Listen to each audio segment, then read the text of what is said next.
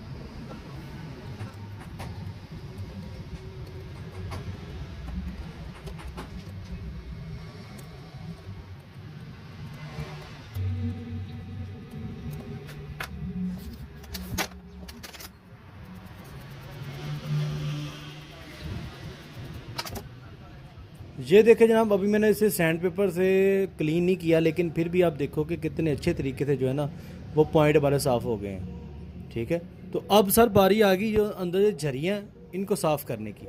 ठीक है, ये देखें आप पॉइंट कितने अच्छे तरीके से जो है ना वो क्लीन हो गया, पुरानी वार्निश अच्छे तरीके से निकल गई है। ये देखें, अभी मज़ीद सर इसे फिनिशिंग देंगे तो सैंड पेपर से साफ़ करेंगे और झरियाँ साफ़ करेंगे। इसकी मदद से जनाब आपने इसकी झरियों को पहले साफ़ करना है। उसके बाद आपने इस ब्लेड के साथ साफ़ करना है। ये ब्लेड मैंने आगे से जो देखें आप ना बारीक किया हुआ है। ठीक है, आपने इसके साथ साफ़ करना है। सबसे पहले जो ज़्यादा वार्निश है और जो फाइबर ख़राब है या बैकोलाइट, वो इसकी मदद से हम जो है ना अंदर साफ़ करेंगे। और इन पॉइंट को हम तब तक साफ़ करेंगे जब तक नीचे से जो वाइट ना निकलें। जब तक नीचे से निकलने वाला बैकोलाइट इस तरह वाइट कलर का ना हो जाए तब तक सर जी उसे नहीं छोड़ना। अगर वो वाइट कलर का नहीं निकल रहा, ब्लैक निकल रहा है, तो इसका मतलब है कि आपका कम्यूटेटर वो पॉइंट जो है ना वो बिल्कुल पक्के शॉट हैं। ठीक है, अगर इस तरह वाइट निकल आएगा नीचे से थोड़ा सा झरी को साफ़ करने के बाद, तो इसका मतलब है कि आपके पॉइंट जो है ना वो ठीक हो गए हैं। तो इस तरह जो है ना सारे पॉइंट आपने बारी बारी अच्छी तरह क्लीन करने हैं। ठीक है, और जब तक आपका कम्यूटेटर अच्छी तरह साफ़ ना हो जाए तब तक इसे आपने जो है ना चेक नहीं करना सीरीज़ पे। ठीक है, ये देखें अभी मैं सारे पॉइंट साफ़ करता हूँ और आपको चेक करवाता हूँ।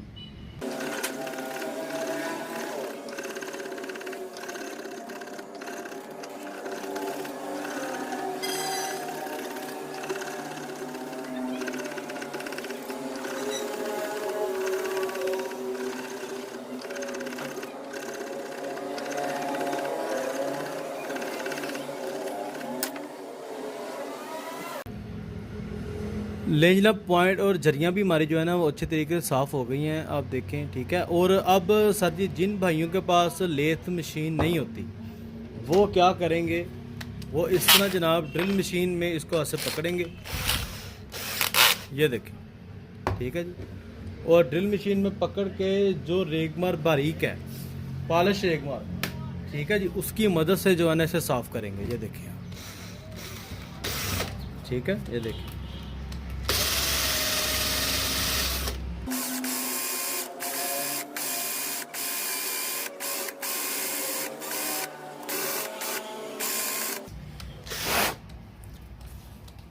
ये देखें जनाब कितने अच्छे तरीके से जो है ना हमारा कार्बोरेटर वो साफ़ हो गया।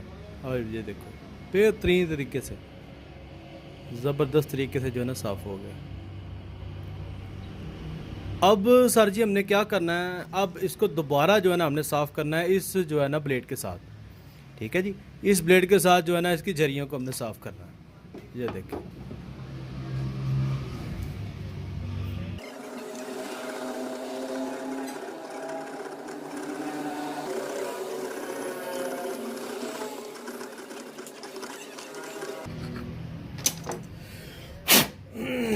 ये देखें जनाब हमारे अब कार्बोरेटर की सफाई जो है ना वो ज़बरदस्त तरीके से हो गई है, ठीक है जी।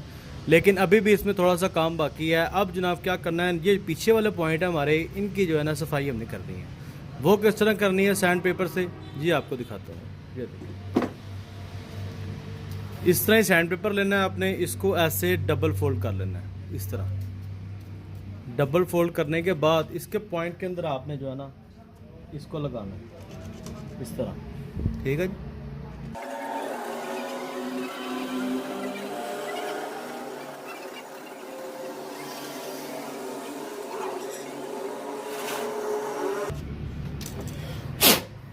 ये देखें जनाब अभी जो हमारे पीछे वाले पॉइंट है ना वो भी दरमियान से अच्छे तरीके से जो ना क्लीन हो गया है। जितने अच्छे क्लीन होंगे उतनी अच्छी तरीके से जो है ना ये कनेक्शन अपना पकड़ेंगे, ठीक है। तो देखें जनाब अब इसे सीरीज़ पे चेक करेंगे, ठीक है जी। और इसे अब देखें कि अब कोई भी आपको पॉइंट इसमें से ख़राब नज़र नहीं आ रहा, ठीक है जी, सारे पॉइंट एक जैसे हैं, ठीक है। तो इस तरह जनाब जितने अच्छे तरीके से सफाई होगी उतना ही अच्छा ये जो है ना कार्बोरेटर हमारा चलेगा। अब इंशाल्लाह इसे सीरीज़ पे चेक करता हूँ और आपको चेक करा। अब जनाब हमने इसे सीरीज़ पे चेक करना है, इससे पहले चेक नहीं करना, ठीक है जी। मेरे पास जनाब जो सीरीज़ लैंप इस टाइम लगा हुआ है वो है जनाब 200 वाट का, ठीक है। एक पॉइंट पे आपने इस तरह निशान लगा लेना जनाब, ठीक है। और इसको जनाब हम सीरीज़ पे चेक करेंगे, ये देखिए।